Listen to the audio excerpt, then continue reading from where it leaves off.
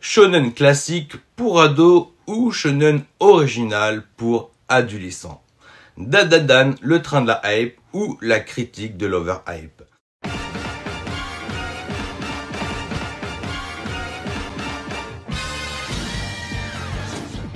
Il n'était pas dans mon intention de parler en particulier de Dandadan ou alors juste au détour d'un bilan lecture. Pas parce que c'est un mauvais manga, loin de là, mais parce que je sais que de par son statut de licence à succès très disputé chez les maisons d'édition, la série serait attendue et qu'elle ferait l'actualité, d'autant plus qu'il sera le premier titre officiel de Crunchyroll. Seulement, il était aussi attendu au tournant car les derniers shonen provenant du magazine de prépublication du Weekly Shonen Jump ou du Jump Plus jouissent d'un marketing et d'un effet de hype parfois surdimensionné. D'autant que la qualité des licences ne sont pas souvent au rendez-vous pour tout à chacun. Je vais prendre mon cas personnel et la perception que j'ai eue des dernières licences shonen éditées par la Shueisha en prenant comme point de départ les sorties quasi simultanées de Jujutsu Kaisen et Chainsaw Man. Deux titres radicalement différents mais qui traitent d'un même thème qu'est celui de l'exorcisme. Chacune des licences est apparue au grand public avec une certaine réputation, soit par ceux qui suivent les Scantrad ou Manga Plus, qui est l'application légale de la Shueisha, soit via les classements du Top Oricon. Pour ma part, la dernière fois où je m'étais retrouvé devant deux licences traitant du même thème, mais de manière totalement différente, c'était avec My Hero Academia et One Punch Man, qui revisitaient les mythes des super-héros.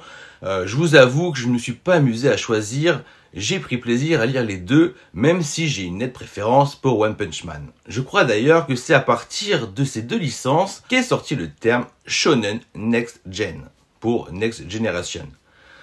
Donc voilà, je me retrouve de nouveau avec deux séries du Weekly Shonen Jump à fort potentiel, et je peux vous dire que la première de couverture de Chainsaw Man avec l'illustration d'un homme tronçonneuse ne me faisait pas rêver. Mais alors pas du tout, alors que celle de Jujutsu Kaisen m'inspirait déjà plus confiance. Le truc, c'est que la réputation de Chainsaw Man, comme étant le manga anti-shonen par excellence, m'intriguait fortement.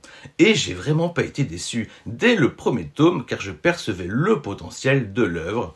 Et les tomes 2 et 3 ont fait que confirmer que je lisais un ovni du genre et le plaisir d'avoir été baladé de tome en tome ne s'est pas estompé jusqu'au grand final. Et je ne vous parle même pas de la hype que j'ai eue lorsque je me suis rendu compte, après la lecture du tome 1, que l'auteur était celui de Fire Punch, une série que j'avais adorée et qui ne faisait pas plus parler d'elle à l'époque. Alors que pour Jujutsu, j'ai été nettement plus mitigé par le premier tome.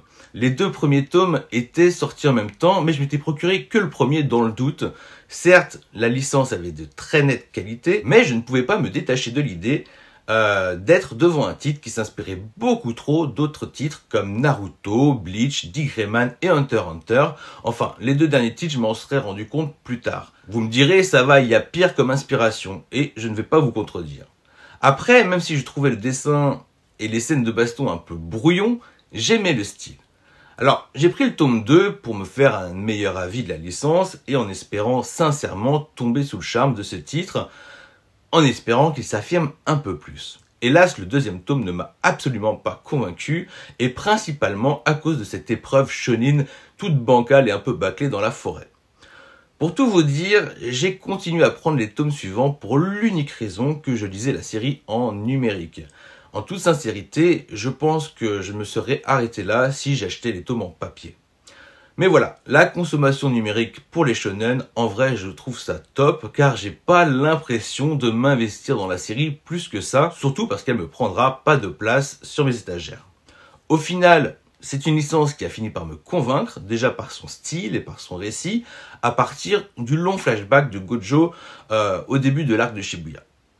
Enfin, tout ça pour vous dire qu'à mon âge, ayant passé la quarantaine, j'étais bien content d'avoir trouvé mon bonheur à travers ces deux shonen et en particulier avec Chainsaw Man dont j'ai eu l'impression d'être la cible. Une œuvre avec plusieurs niveaux de lecture, riche en références et surtout nous prenant sans arrêt à contre-pied, Et je vous avoue m'être fait une petite peur avec Jujutsu Kaisen car j'ai eu l'impression d'être un vieux schnock blasé par la proposition finalement très classique du titre, se contentant d'empiler les références des meilleurs shonen. Ce qui était un comble car je prenais plaisir à lire régulièrement les sorties de Black Clover qui n'a rien à envier à Jujutsu Kaisen d'un point de vue inspiration en ce qui concerne Naruto, Bleach et Fairy Tail. C'est ainsi que j'ai bel et bien eu l'impression d'avoir passé un cap en ayant réussi ce dernier virage shonen des mangas Next Gen. Puis Spy Family et Yusukora Family sont sortis, on retrouve de nouveau deux titres qui flirtent avec le même thème, mais qui bien sûr le traitent différemment. Autant j'ai aimé le côté mature de Spy Family et très chirurgical au niveau du dessin et des planches, autant je trouvais pas plus excitant que ça. Comme tout le monde, je suis tombé sous le charme de la petite télépathe qui m'a fait rire à gorge déployée. Je me souviens encore de la scène où elle a sorti un méga punch à son camarade de classe, j'étais hilar. Je me suis téléchargé le tome 3 qui annonçait peut-être un petit fil rouge annexe avec le frère de la tueuse à gages, mais j'ai toujours pas pris le temps de le lire et donc de continuer la série. Il est donc fort possible que je m'y remette un jour ou l'autre pour le plaisir de lire un bon gag manga.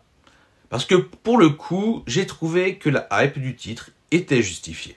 Concernant Yosakura Family, je m'étais pris les deux premiers tomes, par contre je m'attendais à rien. L'attente était également moins prononcée, tout comme le marketing d'ailleurs. Ou alors, je suis vraiment passé à côté. Dans l'idéal, j'aurais bien lu d'autres tomes pour me faire une idée plus précise de l'œuvre, mais j'ai vraiment ressenti aucune urgence et d'autres priorités. Pour le coup, j'ai eu l'impression de lire un shonen assez générique qui peut avoir son charme, mais dont je suis nettement moins la cible de par son approche très classique du genre. Arrêtons-nous de nouveau sur deux autres titres dont j'entendais beaucoup parler à travers l'actualité du Weekly Shonen Jump. Il s'agit de Mashle et de Undead Unluck.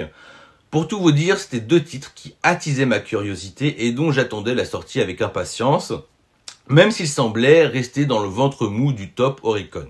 Ou Oricon, je sais pas. D'ailleurs, Mashle disposait d'une campagne très efficace et de son kit presse qui se trouvait être assez original, puis les arguments de vente comme étant un manga hybride entre One Punch Man et Harry Potter étaient assez prometteurs. Les deux premiers tomes sont sortis en même temps, et j'ai été réceptif à cette proposition, même si j'ai trouvé certaines scènes assez bâclées, vite expédiées avec un brin d'amateurisme. Mais pas sans charme. Par exemple, j'ai trouvé la raison d'envoyer Mash à l'école de magie un peu tirée par les cheveux, juste après son premier combat. Bon, on est dans un manga parodique, donc faut pas trop en demander à la narration, et si on est loin des dessins à la finesse chirurgicale de Spy Family, cela convient très bien à ce que propose Mashle. Donc sur le coup, je suis plutôt content à la lecture du titre.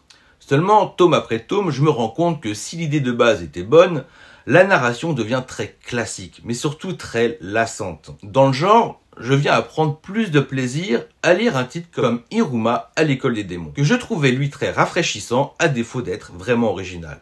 Ça doit faire 2-3 tomes que je ne suis plus à jour dans Mashle car je trouve ses compagnons pas très intéressants, les antagonistes pas plus mémorables et les planches assez pauvres. Bon, je ne dis pas que j'aime pas, mais que j'aime moins, suffisamment moins pour m'en désintéresser. Vient le tour de découvrir le tome 1 de Undead Unluck, et là je tombe tellement de haut, je crois que c'est l'une de mes plus grandes déceptions actuelles. Alors, beaucoup disent qu'après 2-3 tomes, le titre devient très bon, mais le truc c'est que je n'ai pas réussi à finir de lire ce premier tome. J'ai trouvé le héros décevant, pas attachant pour un sou. Ok, il fait des dingueries avec son pouvoir, mais le gars il se met en 1000 morceaux sans ressentir la moindre douleur. Et un héros comme ça, trop cartoon, c'est pas mon délire. Enfin, si on nommait Saitama. Le mec cherche à mourir car il souffre d'être immortel, mais on ne ressent aucune souffrance chez ce personnage qui se démembre à chaque occasion. Puis le duo qu'il forme avec celle qui provoque des catastrophes, lorsqu'on la touche, est trop bancal au point qu'il passe son temps à la tripoter pour provoquer des attaques random en mode RNG. Alors, je veux bien croire que l'auteur va pondre un système de pouvoir très détaillé à la Hunter x Hunter, mais flemme d'en lire plus. Alors, j'ai bénéficié d'une offre numérique des tomes 2 et 3 à 1,99€ chacun, et le youtubeur Monsieur Mangas semble être conquis par le titre qu'il lit sur Manga.io. Donc, je verrai bien si j'ai le courage de le lire un jour ou l'autre. Voilà 2 titres dont je m'étais hypé tout seul. Je devinais qu'ils avaient des défauts, déjà techniques au niveau des dessins, c'était juste passable. Mais un titre peut très bien être mis en valeur par son scénario, sa narration, ses personnages, son découpage et son originalité. Donc j'y croyais. Mais en fin de compte, je me demande juste comment ces titres ont réussi à porter le Weekly Shonen Jump chaque semaine. Et puis l'évidence m'apparaît que ce ne sont pas eux qui l'ont véritablement porté. D'ailleurs, on peut aussi s'attarder sur ces titres promus par les maisons d'édition, mais surtout par les influenceurs, alors que ce sont des licences qui ont été stoppées prématurément lors de leur prépublication. Bon, vous me direz, les maisons d'édition, c'est normal qu'ils essayent de revenir sur leur investissement, ayant investi dans ces œuvres dès les premiers chapitres avant d'apprendre qu'ils ont fait un flop monumental. Je pense à Phantom Seer édité chez Kazé en 4 tomes et à Time Paradox Ghostwriter en 2 tomes qui sera édité par Crunchyroll. C'est un peu le revers de la médaille pour Kazé, Crunchy, comme vous voulez, qui étant en étroite relation avec les Shueisha, étaient prioritaires dans l'acquisition des droits. Je ne sais pas, c'est peut-être à eux que reviennent de droit l'exploitation internationale des titres qui ont fait un four. Perso, c'est le genre de titre que j'esquive le plus possible, car même si je peux apprécier le titre dans tous les cas, il y aura une fin prématurée et surtout rushée qui fera que la série n'aura finalement plus aucun intérêt en si peu de tomes, pour moi. Et c'est là que j'ai du mal à comprendre ces influenceurs, mais je devrais dire ces VRP, qui conseillent la série en ne mentionnant qu'à voix basse que celle-ci a été stoppée. Ou en exploitant la corde de la curiosité, alors qu'au bout de 2 ou 4 tomes, c'est clairement jeter son argent par les fenêtres. Il me semble que le cas de Samurai 8 aurait dû faire jurisprudence, on ne conseille pas un titre comme ça. On arrive au cœur du problème, en ce qui concerne le marketing d'un titre, de la hype qui s'ensuit avec l'aide plus ou moins honnête des influenceurs, mais aussi les avis critiques des créateurs de contenu. Petite parenthèse. Je sais que le terme d'influenceur peut avoir une connotation péjorative et que certains préfèrent le terme créateur de contenu. Bon, ce que j'ai envie de dire, c'est que l'un n'empêche pas l'autre. Et se contenter de désigner une personne en tant qu'influenceur est, hélas, terriblement caricatural, car bien évidemment, ils et elles ne sont pas que ça et ne font pas que ça. Je devine que pour gagner leur vie, ils bossent, et ils bossent tout autant pour avoir ce statut. Mais je tiens tout de même à différencier quelqu'un qui donne son avis sur un titre et quelqu'un qui est d'une manière ou d'une autre payé pour en parler. Le truc, c'est que dernièrement, j'ai remarqué que les créateurs de contenu, donc j'y englobe ceux qui écrivent des blogs, des critiques Insta ou Twitter, ainsi que les vidéos YouTube et autres podcasts, qui me semblent hélas eux aussi beaucoup influencés par la hype. Mais là, on parle d'une overhype et d'un marketing qui peut paraître pour certains trop agressif. Et Keiju numéro 8, que je vais appeler Keiju Echigo, me semble être le parfait exemple de ce phénomène qui touche les dernières séries du Jump, tout comme Sakamoto Days. Et je m'attarderai encore plus longuement sur le cas de Dan Dan. Pour rappel des faits, Keiju Echigo a défrayé la chronique en s'offrant à la vue de tous un immense affichage publicitaire sur la façade de la BNF. Un plan marketing jamais vu pour une licence manga digne de ce que pourrait proposer une ville comme Tokyo. Le coût est énorme, le coût aussi est énorme, et les autres maisons d'édition sont admiratifs, le public est majoritairement conquis, mais oui, le coût de l'opération aussi a dû être énorme. Et des voix s'élèvent, du moins sur les réseaux, trouvant le plan marketing trop excessif, surtout venant de la maison d'édition Kazé. Soyons clairs, tout le monde sait qu'un budget alloué pour le marketing, la publicité, l'envoi de kits presse et autres OP, avec un influent créateur de contenu, est différent du budget alloué à l'exploitation d'une licence. Pour être plus clair, on va dire que ce n'est pas la même enveloppe. Alors qu'il est reproché, et à mon avis à juste titre, à Kazé de ne pas relancer des licences qui sont en arrêt de commercialisation chez eux, alors qu'en soi, rien ne les empêche de les exploiter de nouveau, mais surtout de ne pas réimprimer des tomes de séries qui sont toujours en cours. Et ce, parfois, à partir des premiers tomes. Aujourd'hui, le plus parlant, c'est que le tome 1 de Initial D est disponible nulle part, si ce n'est en occasion à un prix démesuré. Je peux aussi donner l'exemple de Moonlight Act, alors que tout indique, avec la sortie de Karakuri Circus chez Meian, qu'une hype pourrait se profiler. Ils annoncent qu'ils ne réimprimeront plus de tomes de la licence. Le souci, c'est que le premier tome à être en rupture, c'était le tome 2. Alors comment voulez-vous encourager un nouveau public à se lancer dans l'aventure? Donc les consommateurs, un peu frustrés, voient cet argent dépensé sans compter pour du marketing avec une très hypothétique efficacité. Ils se disent qu'avec ça, les maisons d'édition arriveront à augmenter les ventes à la sortie, mais pas sûr qu'ils les multiplieront, alors qu'ils pourraient reverser du budget à des licences qui permettraient aux consommateurs de compléter leur série et aux maisons d'édition de trouver un nouveau public. Et c'est bien avec Keiju Echigo et son marketing démentiel, mais surtout inédit, qu'est arrivé le phénomène de l'overhype. Ce qu'on pourrait traduire par trop de hype tue la hype.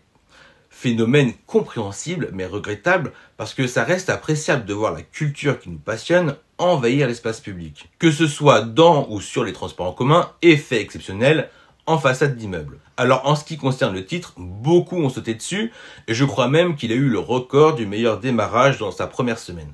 Mais en contrepartie, d'autres lui sont tombés dessus. Déçus car cela ne correspondait pas à leurs attentes d'un shonen banger masterclass, de ce qu'on leur a vendu. On le pointait du doigt pour son manque d'originalité, pour des rêves tirés par les cheveux façon l'attaque des titans, etc., etc. Ce que les gens oubliaient, c'est que ce titre provenait du Jump Plus, et donc destiné à un public plus large et aux références plus variées que celles de l'attaque des titans. Un héros du Shonen Jump qui a la 30 ou quarantaine, il y en a eu avant, Cobra, Hokuto no Ken, City Hunter, Kenshin le Vagabond, et sûrement que j'en passe plein. Il me semble que Keiju Echigo s'inspire directement du Keigo Eiga et du Tokusatsu. À vrai dire, avant de lire le manga, je croyais même que c'était du Kyodai Hero, façon Ultraman. Bon là, je vous ai peut-être perdu. Le Keigo Eiga désigne les films de monstres façon Godzilla, King Kong et tout. Le Tokusatsu désigne les séries télé avec effets spéciaux, façon Xor, Sankukai, Bioman, Power Rangers et tout. Et le Kyudai Hero est un sous-genre du Tokusatsu où le héros a la capacité d'atteindre la taille d'un Keiju. Alors, entre nous, c'est surtout Shinji no Kyojin qui s'inspire du Kyudai Hero. Voilà, c'est juste pour montrer que les Keiju font partie intégrante de la culture japonaise et que de voir un protagoniste se transformer ou prendre l'apparence d'un démon l'est tout autant. On peut facilement se référer à Devilman, à Goku lorsqu'il se transforme en Osaharu, le singe garou géant, et Parasite. 3 œuvres qui ne datent pas d'hier mais qui ont marqué leur temps. Oui, Keiju Echigo n'est pas original et je ne pense pas qu'il cherche à l'être. Par contre, il apporte une expérience dans le rythme qui fait qu'on est pris par les lectures et que tout s'enchaîne avec efficacité. On retrouve ça un peu avec Demon Slayer, allant droit au but et sachant habilement se servir des codes du genre. À la lecture des premiers tomes, mon expérience avec Sakamoto Days s'apparente plus à une petite déception, ce qui fait que je l'ai vite catalogué comme un shonen finalement assez random du Weekly Shonen Jump, au même titre que Mashle. Une bonne dose d'humour et d'action qui font le boulot, c'est sympa à lire, mais c'est pas ça qui fait vraiment la différence au point de porter le magazine de prépublication. Bien que la lecture du tome 4 m'a bien plu, lui trouvant un aspect graphique lors des moments de tension que je n'avais pas remarqué avant, assez proche du style de Togashi. Avant la sortie de Sakamoto Days, ceux qui avaient déjà lu plusieurs dizaines de chapitres sont là à vous dire « Vous n'êtes pas prêts !» Sinon, on a tous compris que le héros portait un joli tablier d'épicier et un pistolet à eau. Et c'est aussi ce qui est reproché à de nombreux influenceurs, de ne pas vraiment parler du titre lors de leur réception et encore moins de son évolution sur plusieurs tomes. Alors c'est sûr que je n'étais pas prêt à être déçu et à attendre un peu plus d'un Sakamoto Days. Après, je continue mon achat lecture en version numérique, à condition que la licence me donne toujours envie d'être à jour. L'autre chose, c'est qu'il y a des titres comme Mashle et Keiju Echigo qui, une fois en cours, on n'en entend plus trop parler, hormis lors de la sortie d'un collector ou d'un bad buzz. Oui, on pense au Crunchyroll Gate. Comme quoi les achats manga et autres bilans lecture jouent également un rôle marketing à moindre coût. Si je prends l'exemple d'un titre exceptionnellement hors Shonen Jump, qu'est l'Atelier des sorciers, chacun de ces tomes sortent en collector qui font de ces sorties une actualité. Souvent présentés lors d'achats manga, ils sont certes jolis, mais à part les goodies, dont je me fous royalement, on n'en sait pas vraiment plus quant à son évolution. C'est à se demander si les gens les lisent. Au bout du 10e tome, il n'y a personne pour m'encourager à me mettre à jour, alors que je me suis arrêté au tome 3. Pour dire que le manga et que sa version collector sont beaux, là il y a du monde, mais ensuite il y a rien. Donc s'il n'y a pas de collector prévu pour une licence, j'ai l'impression qu'il n'y a pas d'actualité et on attend que la sortie potentielle d'un animé relance la hype. Seul One Piece fait exception à la règle car la licence est devenue un vrai phénomène mondial en fait. Le marketing est omniprésent alors qu'en vrai il n'y en a aucunement besoin. Mais ça fait toujours plaisir aux fans. Bien sûr, je caricature car il arrive que les maisons d'édition proposent des œuvres sur les premiers tomes d'une licence de temps à autre. Mais à l'heure des réseaux sociaux, des chaînes Twitch, YouTube et même des podcasts, qu'est-ce qui les empêche d'y aller à fond pour parler de leur catalogue et pas uniquement des sorties du mois. Bref, de communiquer sur leur fond de catalogue qui lui en aurait bien plus besoin que les dernières sorties du Weekly Shonen Jump. Bien sûr que le budget alloué doit faire partie des contrats avec les endroits, mais l'un n'empêche pas l'autre. Pour revenir à Keijo Ichigo, je peux vous dire qu'il y a de la maîtrise. Certes, moins pointilleuse esthétiquement que Spy Family, mais le récit va de l'avant, il ne traîne pas, à chaque fin de tome on est pris au jeu et on veut lire la suite, car on trouve ça trop court. D'ailleurs, combien de fois ça m'a fait cet effet-là avec Chainsaw Man. Keijo Ichigo est un vrai manga d'action, très bien rythmé, les persos sont très classiques et assez familiers, ce qui fait qu'il nous embarque direct avec eux. Puis voilà, un tome suffit pour être attaché à chaque nouveau personnage, car c'est bête, mais la baston, ça crée des liens et ça rapproche les gens. C'est un titre qu'il faut prendre comme il est, un manga shonen classique et moderne à la fois, pouvant plaire à toutes les générations, mais que je soupçonne être plus ciblé pour les gens un peu old school. Bien évidemment, ce n'est pas le meilleur shonen du moment, mais il est tout de même sacrément jouissif dans son genre. Je pense qu'il était nécessaire que je vous parle de tous ces titres provenant du Weekly Shonen Jump ou du Jump Plus pour que nous observions ce train de la hype que l'on prend en marche ou pas pour évoluer aux yeux de certains en overhype. Et c'est bien avec le titre Dan Dadan que je voudrais mettre en lumière les effets pervers de l'overhype sur la critique, ce qu'a d'ailleurs très bien fait Tada de la chaîne Le Monde de Tada dans une de ses dernières vidéos, que bien sûr je vous invite à aller voir. De toute façon, on est tous pareils avec notre rapport au manga, mais à un degré différent bien sûr. On aime partager nos lectures, mais on aime aussi se différencier des autres. Et il arrive qu'on n'a pas le même rapport à une œuvre. Quoi qu'on en dise, nos niveaux de lecture diffèrent entre ce qu'on a lu dans le passé et ce qu'on relit aujourd'hui.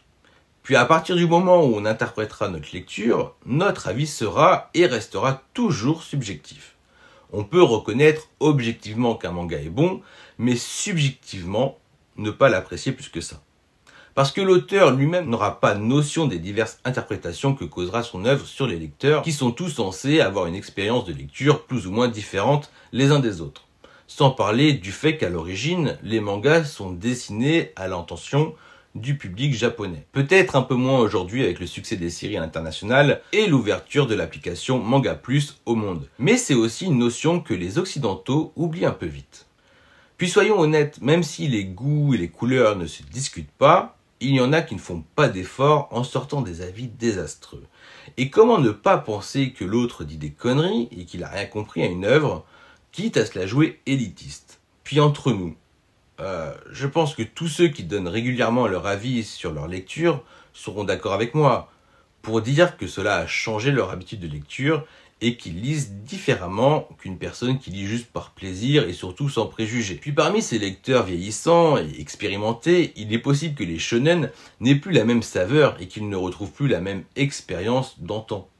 Et qu'aujourd'hui, ils ne jurent que par les seinen dits plus matures. C'est ainsi qu'on reconnaît ceux qui n'ont jamais lu du Kazuhiro Fujita. Je pense bien évidemment à Moonlight Act. Et je crains que certains de mes collègues youtubeurs ont peut-être été influencés malgré eux, jusqu'à prendre le train de la hype à contresens, victime de l'overhype. J'ai entendu les critiques de mes confrères sur Dan Dadan, manga what the fuck, encore une histoire d'exorcisme, il n'y a pas de scénario, le profil des protagonistes est trop classique, une fille branchée et un nerd, la transformation du héros vue et revue, c'est un humour pipi caca, c'est un humour en dessous de la ceinture, la scène de viol est sujet à polémique, il est catalogué shonen pour néophytes, et un marketing intensif et une overhype qui font que ce manga est surcoté. J'ai pas trouvé le marketing aussi dingue que Keijo Ichigo. Il y a bien eu un stand immense à la Japan Expo avec Crunchyroll et la visite d'une maison d'horreur pour l'événement de sa sortie, mais comme à chaque fois, ça ne concerne que Paris et ses habitants, donc ça ne touche qu'une minorité. Alors que pour Keijo Ichigo, vu le bruit que ça a fait, c'était un peu comme si on y était. Puis pour Dan Da Dan, il y a eu un kit presse, mais je vous avoue que j'ai pas trop compris le truc de la mallette. J'ai loupé la ref ou au cours de mes lectures, en fait, du titre, j'ai pas compris. Mais comme tout le monde, enfin, je suppose, la première chose que j'ai pensé, c'est combien ça a dû leur coûter, quoi, d'envoyer ça à tous leurs influenceurs. Voilà pour le marketing de Kaze et Crunchyroll. Mais le truc, c'est que Dan Da Dan bénéficiait d'une hype déjà antérieure à l'annonce de Kaze. À l'ancienne, avec du bouche à oreille, Sullivan de Mangetsu et d'autres artistes sur Twitter faisaient déjà l'apologie de ce titre sur les réseaux sociaux. Et les plus curieux se sont jetés sur les planches disponibles gratuitement et légalement sur Manga Plus, voire en scantrad pour les lire en français. Et oui, le titre faisait déjà l'unanimité, un peu comme pour Look Back de Fujimoto. Et ces trocos déjà plus entre nous donnaient une autre saveur à sa hype. Ce qui n'empêche pas, bien sûr, que ça ne plaira pas à tout le monde, comme Look Back n'a pas plu à tout le monde. Et comme le dernier Taiyo Matsumoto ne plaira, hélas, pas à tout le monde. Je ne vais pas m'attarder longtemps dessus, mais je vais quand même revenir sur ces fascicules gratuits qui sont proposés pour découvrir le premier chapitre d'une nouvelle licence. Si en soi ça part d'une bonne intention, pour donner envie aux lecteurs, il faut que les éditeurs arrêtent ça tout de suite. Déjà écologiquement c'est abusé. Personne garde ça sur ses étagères, et puis en général, ils accompagnent une autre licence sous un blister. Ce qui est également discutable d'un point de vue écolo. Il faut tout de même rappeler que les éditeurs de manga ont un rôle non négligeable à jouer pour la protection de l'environnement, car leur gagne-pain nécessite des arbres, voire des forêts. Puis j'ai l'impression que ça s'avère contre-productif, surtout que c'est dispo en numérique. Mais le truc le plus hallucinant dans cette histoire, c'est que j'ai vu une critique de manga, enfin du manga Dan Da Dan, sur ce premier chapitre. Sur un putain de premier chapitre. D'ailleurs, on va en parler de ce premier chapitre, qui dérange tant. Par contre, à partir de maintenant, je peux spoil, mais comme un bâtard, sur les 2 tomes de Dan Da Dan. Donc si vous n'avez pas encore pris le temps de les lire, revenez plus tard, ok? Bon, la grosse controverse, et sur quoi tous les lecteurs du premier chapitre se sont offusqués, c'est la phase où Ayase se fait attraper par des extraterrestres qui lui déchiquetent ses habits dans l'intention de la violer. Et pour ce faire, il lui présente un membre mécanique en guise d'instrument de fécondation. Présenté comme ça, on pourrait croire que je vous parle d'un hentai ou d'un manga eroguro, alors que c'est un shonen, donc un manga censé cibler les enfants. Alors, oui et non. Des shonen ayant déjà brisé les codes, il y en a pêle-mêle. Pour rappel, Hokuto no Ken et City Hunter sont des shonen, ainsi que Video Girl Ai. Vous me direz que c'est un autre temps. Bah, pourtant, il y en a eu des mangas violents et hyper sexualisés. Mais surtout, il y a eu Chainsaw Man, qui est passé par là. L'anti-shonen par excellence.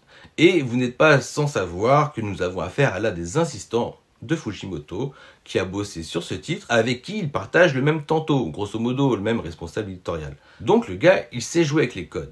Après, je vous appelle aussi à relativiser. Ayase ne s'est pas retrouvée toute nue, mais en sous-vêtements, et la manière dont elle est présentée est nettement moins sexualisée que bon nombre d'autres shonen, où les filles sont en bikini, voire juste peu habillées, avec des formes et des positions que je qualifierais de peu naturelles. Puis il faut revenir sur ces extraterrestres qui ont tout d'abord l'air grotesques et inoffensifs, ce qui d'ailleurs n'était pas sans me rappeler les premiers extraterrestres qu'on croise dans le manga Gantz. Se fier aux apparences se révélera être une grossière erreur.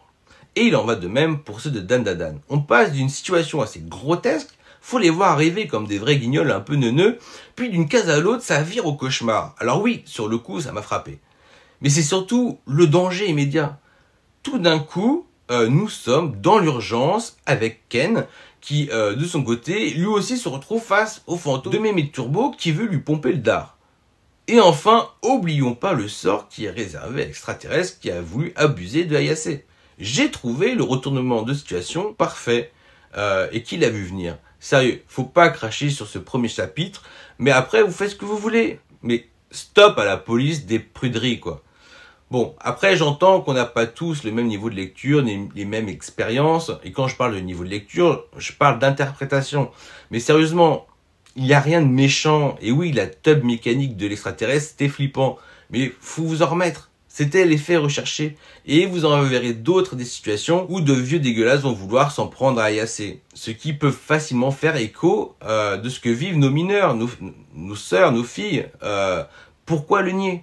Pour ma part, ce qui m'a le plus sorti du récit, c'est lorsque Ayase se fait défoncer et qu'elle valdingue contre les murs, façon le mur a pris cher, alors qu'elle essaie de maintenir la malédiction dans le corps de Ken. Non mais, je me suis dit, la meuf, elle utilise un champ de force pour ne pas être écrabouillée et désarticulée contre le mur. Enfin, je me dis que c'est une convention théâtrale, c'est un shonen, te prends pas la tête. Puis par la suite, on nous dira que ceux qui ont des pouvoirs psychiques sont moins sensibles aux coups des yokai, qui sont pourtant mortels pour les humains. Bon, on va dire que ça passe, même si c'était des patatas d'aliens. Voilà. J'entends parler d'humour en dessous de la ceinture et d'humour pipi caca. Non mais, on est où là? On est où? Vous lisez des shonen? Vous lisez jamais de shonen? Rumiko Takahashi, vous connaissez? Urusei Yatsura ou Lamu pour les plus vieux. D'ailleurs, le reboot de la série est diffusé actuellement sur ADN pour les plus curieux. Puis pendant que vous y êtes, allez, faites-vous plaisir, allez voir Hajime no Ippo, il est également disponible sur ADN en HD. Bon, revenons à notre humour en dessous de la ceinture, pipi caca. Et Akira Toriyama, ça vous dit quelque chose? J'en connais un qui adore, voire idolâtre Dr Slump, avec un humour coquin à souhait, sans parler du pipi caca qui est presque la marque de fabrique de la licence. D'ailleurs, pour ma part, ceux qui ne rigolent pas à ça me font très peur. Même le début de Dragon Ball est un peu coquinou, avec le pampan de Goku sur la culotte de Bulma. Ce gros pervers de Kame Sennin pisse du sang par le nez dès qu'il croise une pin-up. City Hunter ou Nicky Larson pour les plus vieux, ça vous dit quelque chose? Ryo Saiba, il se sert de son Mokori pour perforer des murs. Et on n'oublie pas Naruto. Tu connais Naruto? Jiraiya. Laissons Jiraiya où il est. Takashi, quand il met des doigts dans le cul là, des mineurs qu'il a en charge, ça ne dérange personne. Je vous parle de mes références, mais il y en a plein et des bien plus éclataxes que cela. Puis les blagues en dessous de la ceinture sont les plus drôles. Demandez à l'anaconda de Hippo. Faut vraiment ne pas avoir lu de shonen pour s'offusquer de telles blagues. Et si vous êtes ou si vous étiez des ados qui parlent ou ne parlaient jamais de cul, je ne sais pas quoi vous dire. En tout cas, j'espère que vous avez fait de bonnes études. Ok, avec Mémé Turbo, c'est plus cru, mais c'est tout aussi terrifiant que c'est drôle. Et entre nous, quel personnage? J'espère qu'au fil des tomes, elle nous réservera d'autres surprises. Nous sommes clairement dans un manga shonen qui joue habilement avec les codes de l'humour et de l'horreur. Et je suis désolé, mais lorsque j'entends que c'est un manga pour ceux qui n'ont pas eu une grande expérience des shonen, je dis non. Bien au contraire, on retrouve du Rumiko Takahashi, du Akira Toriyama et du Fujimoto pour ne citer que. Et là, je vous fais bégayer un peu, ok, pour l'humour pipi caca façon Akira Toriyama, qui revisite la quête des boules de cristal, tout ça. Et pour Rumiko Takahashi, j'ai pas besoin de vous dire qu'on est dans une lecture tout ce qu'il y a de plus fun et loufoque, digne d'un bon Ranma 1/2. Et vous le verrez à l'avenir, le lien avec les extraterrestres vous feront penser à Lamu, à Urusei Yatsura. Et attention, j'ai dit fun et loufoque, et non what the fuck, comme je l'ai entendu de si nombreuses fois. D'ailleurs, l'humour est souvent là pour dédramatiser, et les filles sont aucunement sexualisées, bien qu'on les retrouve en petite tenue. D'ailleurs, on en voit moins que dans Ranma 1/2. Ça marque juste la féminité, et puis on est quand même avec des ados. D'autant plus qu'en fait, c'est Ken qui prend le plus cher. Bref, le mangaka s'amuse des situations, il joue avec ses personnages, et c'est ce qu'on demande. Dans les prochains tomes, il y aura de quoi vous choquer, vous verrez Ayase jouer de la savonnette avec Ken, et vous assisterez à un ménage à trois dans les couloirs du collège. Sérieusement, oubliez pas votre âme d'adolescent. Dans Dan Dan Dan, tu n'as pas le temps, ça va vite et tout, et pourtant, les moments de slice of life, les deux tranches de vie, ne sont pas moins délicieux. Au même titre qu'un Ranma et Akane qui se disputent à gogo. À côté, dans Dan Dan Dan, on voit que chacun d'eux pense à l'autre. Les intentions de l'un ne laissent pas indifférent l'autre. Il s'agit d'une histoire d'amitié, mais Dieu sait que la frontière avec l'amour peut être fine. Et il y a une scène où l'un et l'autre se cherchent partout dans le lycée et ils se manquent constamment. Et on est avec eux, on voudrait tellement qu'ils se retrouvent afin de désamorcer cette petite tension qu'il y a entre eux. Et c'est avec des scènes comme celle-ci que je qualifierais de ce manga de romantique, de fun et de loufoque, mais aussi de moderne, de nerveux et d'inquiétant. J'ai souvenir de nombreuses scènes où Mémé Turbo prend des allures monstrueuses et hypnotiques. Mais la plus mémorable pour moi, c'est lorsqu'elle arrive à menacer la vie de la grand-mère de Ayase. Une grand-mère qui n'en a que le titre, car dans les traits physiques et psychologiques, elle ressemble plus à une tante. Mais ça fera un bon running gag. Mais dans cette scène-là, d'un coup, ça rigole plus. J'ai vraiment eu de la peine pour elle. Alors, c'est des effets que j'adore où on ressent l'urgence et l'horreur de la défaite dans un shonen, digne des mangas tels que Digreman et Soul Eater. Sur son aspect graphique, là-dessus, tout le monde est d'accord, c'est unanime, c'est du haut level. Le mangaka nous sert des planches somptueuses, c'est régulier, que ce soit dans les tableaux ou dans les scènes d'action que je qualifierais de mouvementées. Enfin, c'est fourni de détails et d'effets de vitesse du meilleur effet. Là-dessus, nous sommes unanimes. Moi, je vous parlerai aussi des cheveux, les cheveux des deux protagonistes. Les reflets ou les mèches de Ayase lui donnent une coupe stylée, puis lorsqu'elle laisse surgir son pouvoir, j'ai l'impression de revoir une héroïne de SF des années 80 avec ses cheveux décolorés en lévitation, et je ne vous parle pas de Super Saiyajin. Ken n'est pas en reste. On nous le présente d'abord comme un petit nerd avec une coupe au bol et ses lunettes rondes, puis au fur et à mesure des aventures et de ses transformations, ses cheveux frisent et virent à la permanente la petite coupe de cheveux bien tendant chez les ados qui le rend trop beau gosse. Non, franchement, voilà, rien qu'avec les cheveux, il y a de la vie. Enfin, voilà. La question que je me pose, c'est pourquoi les critiques sont aussi dubitatives envers cette œuvre. Quelle est cette tendance d'aller à contre-courant à cause d'une overhype? Si ce n'est de ne pas prendre le manga uniquement pour un produit marketing, au lieu de le prendre pour ce qu'il est et ce qu'il vous offre. Bon, je ne sais pas quoi vous dire de plus, sauf que parmi ceux qui n'ont pas aimé l'œuvre, j'ai tout de même vu sur leurs étagères des mangas qui prêteraient à la discussion. Je pense notamment à Red Ice Sword ou à Kamega Kill. Qu'on ne vienne pas me dire « Oui, mais c'est un seinen, il est dispo dans tous les supermarchés au même titre qu'un Fairy Tail, donc à la portée des enfants. » Bon, bon, j'espère que la vidéo vous a plu. Elle n'a pas de but de tirer sur mes camarades, mais bien de montrer qu'on est tous sujets à l'overhype. Que ce soit du bouche à oreille, des influenceurs, des plans marketing ou des extrapolations de bangers et tout. On est tous sujets à tomber de haut malgré une recommandation. Par contre, je pense qu'il est important de relativiser notre critique, surtout lorsqu'elle est à chaud. Surtout lorsqu'elle se fait au bout d'un chapitre, ou qu'on ne prend pas le temps de lire le tome 2 qu'on a en sa possession. Alors, je vous dis ça, mais je n'ai même pas réussi à finir le tome 1 de Undead Unlock. Comme quoi, personne n'est à l'abri d'une déception.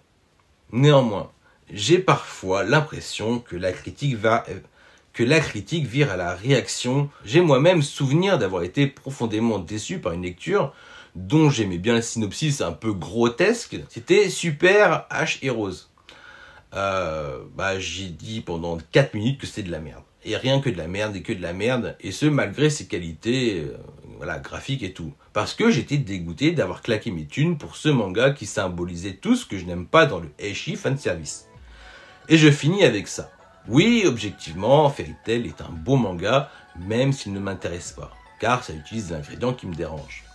Et objectivement, Dan Dan Dan est un bon manga, en tout cas il a tous les ingrédients pour l'être, même si tu ne l'aimes pas. Après, si tu n'aimes pas Urusei Yatsura, donc Lamu et Ranma 1/2 de Rumiko Takahashi, là j'avoue que je ne peux rien pour toi. Quoi qu'il en soit, il ne te reste qu'à te faire ton propre avis.